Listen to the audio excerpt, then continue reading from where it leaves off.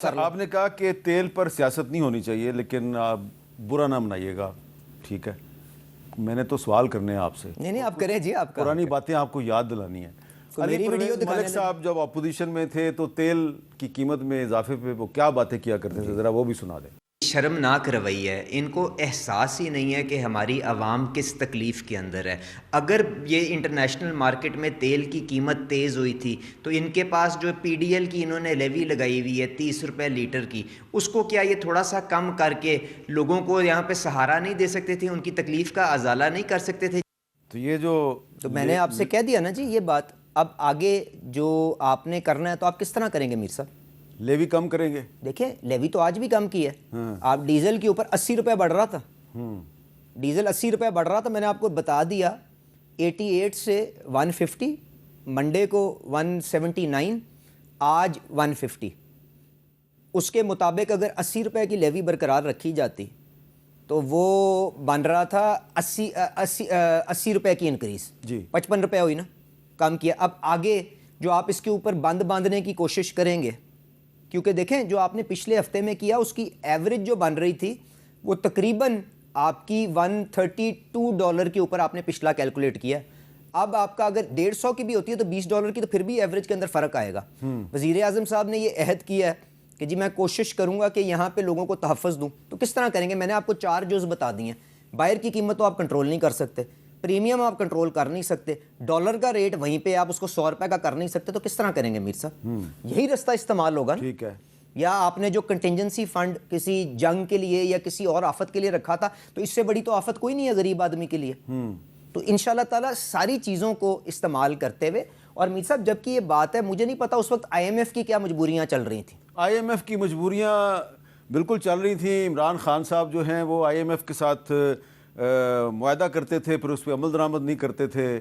تو دیکھیں میں اب آپ سے کہہ رہا ہوں، ہم نے تو کوشش کی ہے کہ ان کو ساتھ لے کے. اب 390 ارب کا بجٹ کے اندر کنٹینجنسی فنڈ ہے جو آپ نے رکھا ہوا ہے کہ کسی بھی آفت کے سامنے.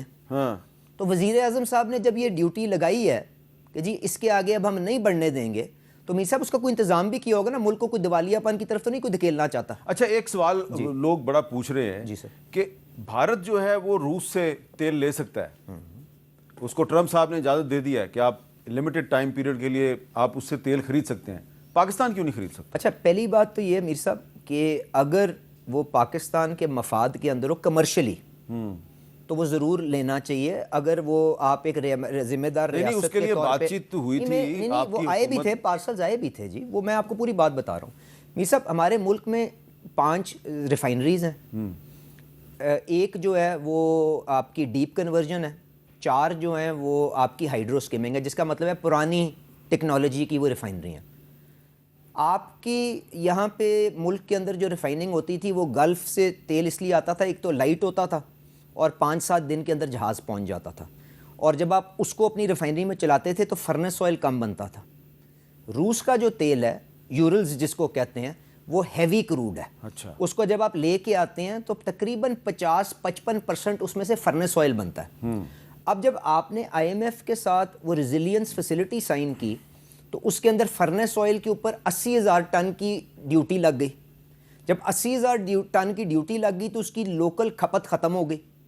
تو آپ کو اس کی پروڈکشن کو کم کرنے کے لیے لائٹر کروڈ کو استعمال کرنا پڑا. تو آپ اس لیے وہاں سے لے کے آتے ہیں. پر ہم نے یہ ٹیسٹ کیے تھے، پی آر ایل نے بھی پارسلز ٹیسٹ کیے تھے، سینرجیکو نے بھی کیے تھے، پر اس کے بعد کمرشلی ہم اس کو وائبل نہیں کر سکے اور اس کو بلینڈ کر کے چلاتے رہے. ہندوستان کے اندر جو ہوتا ہے وہ ان کی بڑی modern and sophisticated up graded refineries ہیں جہاں پہ ہوتا ہے. اور میر صاحب اگر یہ سستا تیل آ بھی جائے ریفائنری کا، ہمارے ملک کے اندر جو تیل کی قیمت طے ہوتی ہے جو ایک عام آدمی بھرتا ہے، وہ پلیٹس کے انڈس کے مطابق جو پیٹرول کی قیمت ہے اس کے مطابق طے ہوتی ہے. تو اگر یہ کوئی ریفائنری کے وارے میں بھی ہے جو آج وارے میں نہیں ہے، یہ 40 دن لے کے بھی، پیسے دے کے بھی، پیمنٹ کا بھی، امریکہ سے بھی جو معاملات، دنیا کے بھی معاملات دے کے لے بھی آئے اور وہ کمرشلی بھی وائبل ہو، تو پھر بھی یہ صرف اور صرف اس پرائیویٹ کمپنی کے منافع کا باعث ہوگا. اس کا عام آدمی کو تو نہیں ہوگا نا. عام آدمی کی تو پرائس جو پیٹرول کی قیمت ہے اس سے طے ہونی ہے انڈیکس کے ساتھ، کیونکہ وہ ریپلیسمنٹ ویلیو پہ چل رہا ہے. میں اس کے باوجود آپ سے یہ کہہ رہا ہوں کہ اگر کمرشلی وائبل ہوتا تو یہ یقیناً کام ہو رہا ہوتا. پاکستان کے لیے کیونکہ فیکٹریاں وہ ریفائنریاں پرانی ہیں، شاید اتنا وہ لوکریٹو نہیں ہے، اور ہم نے اس لیے لائٹ یا ایڈنوک کا تیل آتا ہے یا آپ کا سعودی عربیہ کا تیل آتا ہے یا اب جو امریکہ سے تیل ایک ریفائنری منگوا رہی ہے لائٹ کروڈ کے شکل کے اندر، اس کو استعمال کریں. اس کی بنیادی وجہ یہ ہے. اچھا، اب ایک اور سوال جو ہے وہ نوید قمر صاحب نے بھی اٹھایا ہے، اور نوید قمر صاحب جو ہیں ان کی رائے ہم اس لیے نظر انداز نہیں کر سکتے. وہ سابق وزیر خزانہ بھی ہیں اور اس حکومت کے مخالف نہیں ہیں. ان کی پارٹی کے جو صدر ہیں آصف زرداری صاحب جو ہیں وہ پریزیڈنٹ آف پاکستان ہیں. تو نوید قمر صاحب کا کیا اعتراض ہے سارے معاملے میں، ذرا سنیے.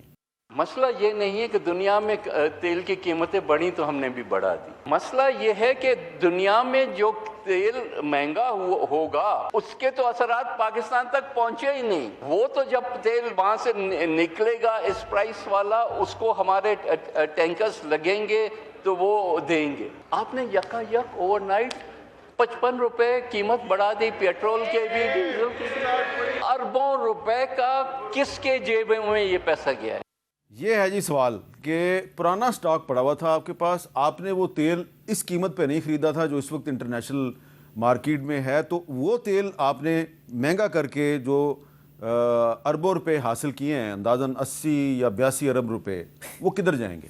چلیں، آپ نے 80 بنا دیے، مفتاح صاحب نے 20 بنا دیے، انہوں نے کچھ اور بنا دیے. بٹ میسا بنیادی طور پہ اب ایک سیکنڈ بات سمجھیے گا کہ دن کے اندر $20 کی والیٹیلٹی آ رہی ہے. جو تیل آپ 5 دن کے اندر یو اے ای سے منگوا لیتے تھے یا ہرمز سے منگوا لیتے تھے، اب وہ وزیر اعظم صاحب کی مدد کے ساتھ، ہم نے سعودی ایمبیسڈر کی مدد کے ساتھ، سعودی گورنمنٹ کے مل کے ہم نے یانبو جو ریڈ سی سے جو ایک پورٹ ہے وہاں سے اس کا انتظام کیا. آپ کی میٹنگ بھی ہوئی سعودی جی ان کے ساتھ چل رہی ہے اور وہ بے پناہ ہماری مدد کر رہے ہیں. یو اے ای کی بے پناہ مدد آ رہی ہے، وہ فجیرہ سے ہمیں دے رہے ہیں جو ہرمز سے باہر سے ہے. اب یہاں سے جو یانبو سے جو جہاز آتا ہے وہ 10 دن جانے میں لگتے ہیں، 10 دن آنے میں لگتے ہیں، 20 دن لگتے ہیں. ٹھیک ہے جی. آج مارکیٹ کو آگ لگی ہوئی ہے. اس کے بعد پریمیم بھی جو ہے وہ $20 کا اوپر ڈل رہا ہے. اس کے بعد مجھے بتائیں کہ جو یہ کمپنیاں ہیں ان کے لائسنس کی بھی یہ ریکوائرمنٹ ہے کہ انہوں نے 20-25 دن کا تیل اپنے پاس ہر وقت موجود رہنا ہے جو ان کا ڈیڈ سٹاک ہے. تو آج جب وہ تیل وہاں سے لے کے آئیں گے، مجھے بتائیں آپ کاروباری شخص ہوں، آپ اس قسم کی صورتحال میں اتنا مہنگا تیل خریدیں گے اگر آپ کو یہ اعتماد نہ ہو کہ جی آگے اس اسپائس کی ٹرانسمیشن ہو جائے گی. اب دوسری بات یہ سنیے گا کہ یہ جنگ چلنی ہے مہینوں یا ہفتوں. ٹھیک ہے، 1 ہفتہ 10 دن تو ہو گئے ہیں. اب ہر 7 دن کے بعد جو ریویژن ہونی ہے، اب یہ جو مہنگا تیل آئے گا 15 دن میں آ جائے گا. اس کے بعد اس نے پائپ لائن کے اندر ریزرو میں ہی آنا ہے نا صورتحال. وہ بلڈ ہو کے آپ کے پاس 20-25 دن کا پائپ لائن کے اندر مال آ جائے گا. جب بھی یہ اللہ کرے جلدی یہ سیز فائر ہو، یہ جنگ بندی ہو، اس کے بعد مارکیٹ گرے گی. ٹھیک ہے، مارکیٹ سپوز کریں $50 کی ہو جاتی ہے، تو پہلے 7 دن تو جو اس کے پاس 20 دن کا ریزرو ہوگا، پہلے 7 دن تو اس کو مل جائے گی قیمت پچھلے ہفتے کے مطابق. اس کے بعد جو 15-20 دن کا جو اس کا اربوں روپے کا نقصان ہوگا وہ کس نے بھرنا ہے؟ کیا یہ روٹین میں کاروبار کے اندر چیز اوپر چیز نیچے نہیں جاتی؟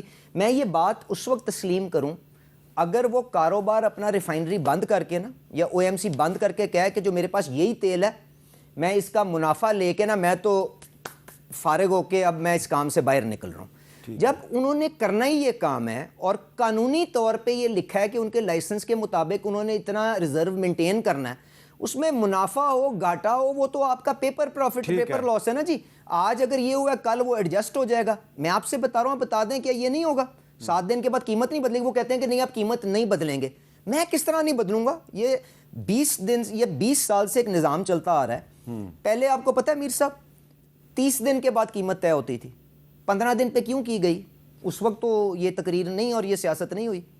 آج 7 دن پہ کی گئی. میں تو یہ چاہتا ہوں کہ یہ حکومت اس کام سے باہر نکلے، اس ساری چیز کو ڈی ریگولیٹ کریں، اوگرا کریں. لندن کے اندر ہر کمپنی اپنا ڈیلی پیٹرول نہیں لگاتی. سنگاپور میں 2 گنا کا تیل ہو گیا جب سے جنگ ہوئی. کسی نے پوچھا پہلے ہم لندن اور سنگاپور کے برابر تو پہنچ جائیں نا. نہیں ایبسولوٹلی، میں آپ سے کہہ رہا ہوں کہ آپ رستہ تو طے کر لینا کہ آپ نے ڈی ریگولیٹ کرنا ہے. لیکن آپ کی بات بالکل درست ہے، میں آپ سے اتفاق کرتا ہوں. لیکن یہ رستہ اس وقت طے ہوگا جب تمام پولیٹیکل پارٹیز یہ طے کریں گی کہ جب وہ اپوزیشن میں ہوں گی تو وہ ان ایشوز پہ پالیٹکس نہیں کریں گی. اس وقت صرف اپوزیشن پالیٹکس نہیں کر رہی. جب یہ حکومت اپوزیشن میں تھی تو میں نے صرف ایک کلپ علی پرویز ملک صاحب کا چلایا ہے. ان کے ساتھ میری کوئی ذاتی لڑائی نہیں ہے, میں ان کی بڑا احترام کرتا ہوں, ان کے والد صاحب کو بھی بڑا میں احترام کرتا ہوں. تو میں اوور آل یہ بات کر رہا ہوں. اب شہباز شریف اور مریم نواز شریف صاحبہ ماضی میں اپوزیشن کے دور میں کیا کیا کہتے رہے ہیں, ذرا وہ بھی سن لیں.